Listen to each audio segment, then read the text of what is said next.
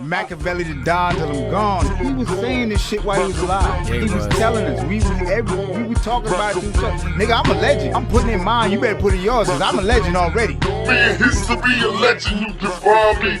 Tell Machiavelli being. Our only memories of Pac before we got on, us and X, they used to have a seminar down in Atlanta called Jack the Rapper. It's like a showcase for new rap artists, and he was there with the Live Squad, stretching them, and they was rocking. And he was actually in the crowd, drinking Heineken, smoking a cigarette, telling them how to rock it.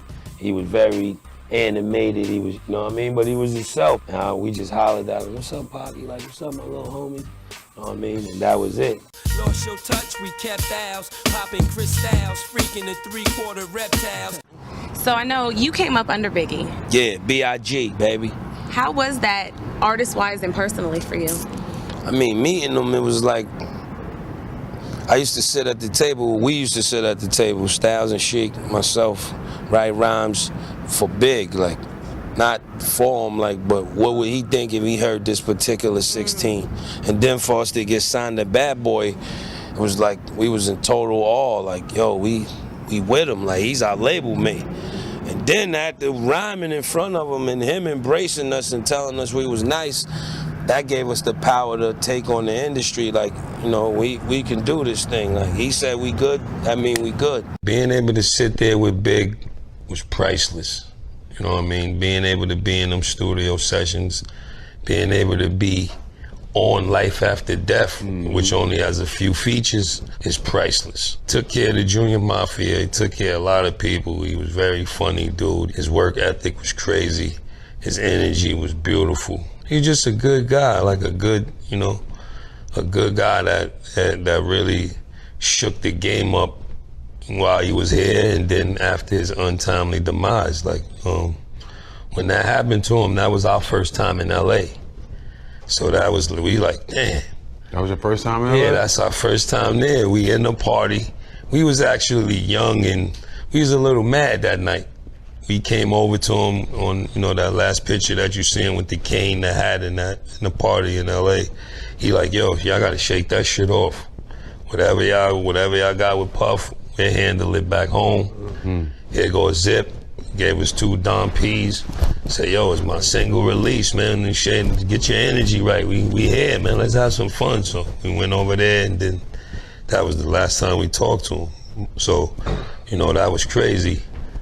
And then we just wanted to turn a negative to a positive and just represent his legacy forever. And that's what we're still doing. What was it like?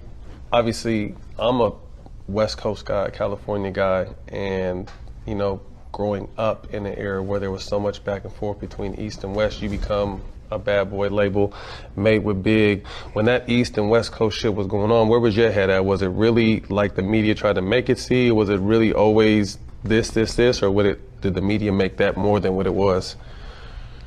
I think it's a little bit of everything. I think, good thing social media wasn't here yet, or it would have been even worse.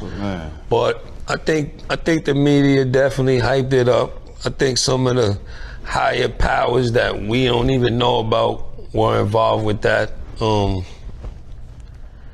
think that was just something sad that happened at the right time, which happened to be the wrong time. Because Big loved Pac. We used to ask him. He worshipped there near the ground. He used to love Pac. Pac used to give him jewels, and he would tell us stories for days about Pac. So I knew for a fact that he loved him, genuinely loved him. Right. So when all that stuff happened, it was a little bit crazy to us. And we missed it, kinda. Like, you know, we came a little bit after that. Or we started blossoming after that, because, you know, Pac he didn't know about us like that, and the Outlaws, and they never said anything about the Locks. Right. Because we came after that, but just to be there and see that. I think I might have been with Big at a Total video, Missing You remix, the first time he heard Hit 'Em Up, though. When he got somebody pass it to him and put it in, I think I was there when first laid ears on that. And he wasn't even really mad. He was more mad at the stuff they were saying about C's and Kim, opposed to the song itself. It didn't ruffle his feathers. He was more upset about what they were saying about his little man. So just recently, Method Man was he went on a record talking about the East Coast West Coast beef. Shout out to Takao. Absolutely. One of his positions, if I'm not mistaken, was that the East Coast West Coast thing wasn't a real rivalry. It was really just between two dudes in that Vibe magazine, you know, through their covers and et cetera, like they turned it into a whole coast versus a whole coast. That you had some pretty strong opinions. I agree and I disagree with that, because I don't think Vibe magazine started it. I think that it started from wherever it started. Mm-hmm. Then once it hold on, Peter. It started wherever it started. Then once it got out, they just enhanced it the same way they do everything. It starts in the studio, or it starts with two artists having a confrontation or saying something disrespectful or something that the other artist feel crossed the line.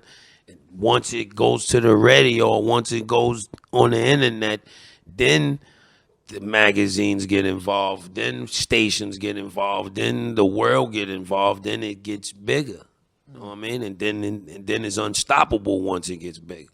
But so I wouldn't say Vibe magazine started it, but they helped it. They helped instigate it once it was already, you know what I mean? Once it was going, yeah. And then as far as East Coast, West Coast, Pac is from Cali, Big is from Brooklyn. So, you know what I mean? They was the forefront of hip hop at the time when that happened. So it is gonna become, you know what I mean? It's gonna become, it became by coastal, it came by force, you know what I mean? Nobody didn't make it. They didn't start saying East Coast, West Coast. It just, they got behind him and they got behind him. So, you know what I mean? You can't blame it on things, because it didn't start. Vibe magazine, before any songs came out or before anything ever happened, it ain't like Vibe magazine put a cover and said East, right? The cover came during the turmoil, during the mix of it. Right. So it ain't fair to put it on. I mean, my opinion is it isn't fair to blame the magazine. And you've experienced that. Yeah, they do it with, it happened with me and 50, with me and Siegel, with Hov and Nas, with Ja and 50, with everything. Once it leaves out the studio, it's out of your control. With magazines, is gonna make a cover out of it. What news person is gonna talk about it? You know what I mean? What sites are gonna put it up and go hard on it? Once you put it out there, you create the platform for it to become magazine covers and things like that. You know what I'm saying? And that's always gonna happen. You squashed all the beef stuff. Yeah, cause they're really not beefs. You know what I mean? It's sad that we had to lose B.I. and Pac over them things, because the world made it much bigger than it was. They used to sleep on each other's couches and chill with each other for hours and eat peanut butter and jelly sandwiches and all that kind of stuff that the world don't know, because they ain't make magazine covers of that.